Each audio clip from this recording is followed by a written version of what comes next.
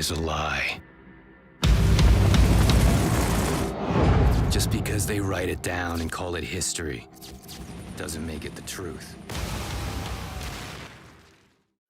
Another double up. I mean, my brain has been blown. First of all, if you are new, hit that subscribe button. I'm going to try and reach 1,400 subscribers. Hopefully, maybe even by the end of this month. Let's find out. But in this video, I'm going to be sharing with you guys the release date for Call of Duty 2020, as well as the name that has been discussed for Call of Duty 2020. So we have a lot to talk about in today's video.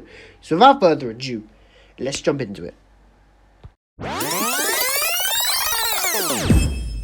So if you don't know what is going on with Call of Duty 2020, I'm going to give you a quick rundown as to what is going on. So originally, Call of Duty 2020 was meant to be developed by Sledgehammer Games. As you know, it is now being developed by Treyarch. So you're like, what the flip is going on here? Basically, Sledgehammer Games and Raven Software, I think it was, were meant to be cooperating and developing this game together, but apparently the two development studios had a bit of a kerfuffle, had a bit of a falling out, and Activision turned around and was like, basically, this can't carry on, we're now bringing Treyarch in to sort your shit out.